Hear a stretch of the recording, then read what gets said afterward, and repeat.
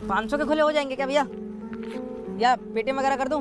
Cash ही दे दो भाई साहब, खुले दे दूंगा मैं आपको। प्याज कैसे दिए भैया?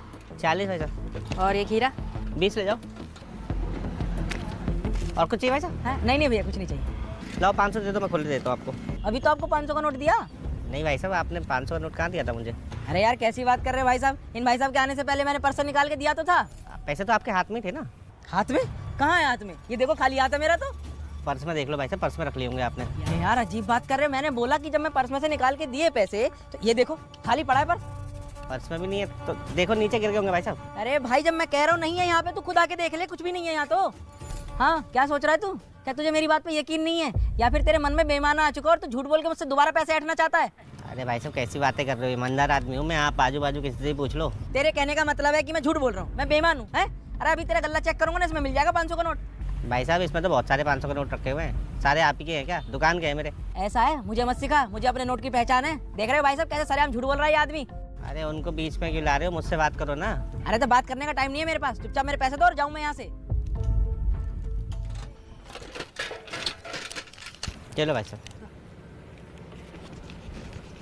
और कुछ चाहिए आपको? अरे नहीं चाहिए कुछ भी तुझसे।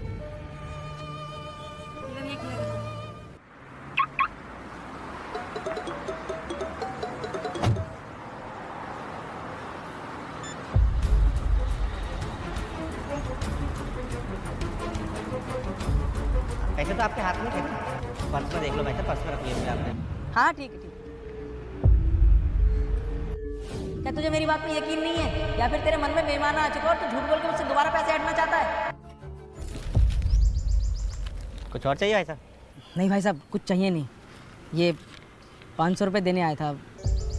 वो क्या ना कि गलती से मेरी जेब में ही रह गए थे और खामखा मैंने आप पर इल्ज़ाम लगा दिया।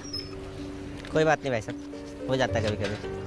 अगर मैं आपकी जगह होता ना तो अपने हक के लिए लड़ाई कर लेता, लेकिन आपने कुछ भी नहीं बोला मुझे और चुपचाप पैसे भी लौटा दिए। ऐसा क्यों? सच बताऊं भाई साहब, मुझे याद भी नहीं था कि आपने मुझे पैसे दिए कि नहीं दिए।